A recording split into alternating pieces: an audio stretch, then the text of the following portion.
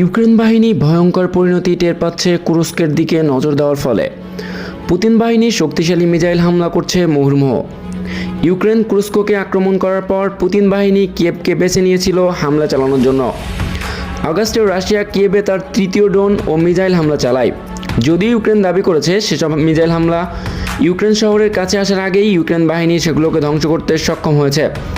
ইউক্রেনের সামরিক প্রশাসন জানায় বেশিরভাগ আক্রমণই প্রতিহত করা হচ্ছে।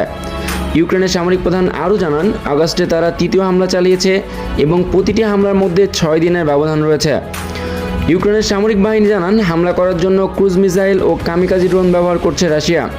ইউক্রেনের কর্মকর্তারা দাবি করেছে যে রাশিয়া ইউক্রেনে আক্রমণের জন্য উত্তর কোরিয়া ক্ষেপণাস্ত্র ব্যবহার করছে।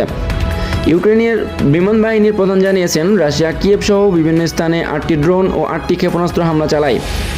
এর মধ্যে 5টি ক্ষেপণাস্ত্র ধ্বংস করা হয়েছে এবং 3টি লক্ষ্যভ্রষ্ট হয়েছে বলে জানান তিনি। রবিবার সকালে 3টি ব্যালিস্টিক ও 2টি ক্রুজ এবং 2টি গাইডেড ক্ষেপণাস্ত্র নিক্ষেপ করেছে রাশিয়া। 2টি ক্রুজ এবং 3টি ব্যালিস্টিক মিসাইল আটকে দেওয়া হয়েছে বলে দাবি করেছেন ইউক্রেনীয় সেনাবাহিনী। ইউক্রেনের প্রেসিডেন্ট ভ্লাদিমির জেলেনস্কি এই হামলাকে উদ্দেশ্যপ্রণোদিত বলে আখ্যা দিয়েছে। তিনি এও বলেন, গত সপ্তাহে রাশিয়া 40টিরও বেশি ক্ষেপণাস্ত্র, 750টিরও বেশি গাইডেড বোমা ও 200টিরও বেশি ড্রোন হামলা চালিয়েছে। কিয়েভ প্রশাসন জানান, এই হামলায় তৎক্ষণাৎ কোনো প্রাণনাশের খবর পাওয়া যায়নি। তবে ওই অঞ্চলের গভর্নর জানায়, এই হামলায় 16টিরও বেশি বাড়ি আংশিক ধ্বংস হয়েছে এবং 2টি বাড়ি পরিপূর্ণভাবে ধ্বংস হয়ে গিয়েছে। 2022 সালে রাশিয়া সর্বপ্রথম ইউক্রেনে আক্রমণ শুরু করে। প্রায় 2.5 বছর ধরে এ যুদ্ধ চলমান রয়েছে। এ সময় রাশিয়ান বাহিনী ইউক্রেনের পূর্ব ও দক্ষিণ অঞ্চলের প্রায় 18%-এরও বেশি জায়গা দখল করে নিয়েছে। ইউক্রেনের বাহিনী দাবি, চলমান যুদ্ধে রাশিয়ান বাহিনী উত্তর কোরিয়ার দেওয়া অস্ত্র ব্যবহার করছে।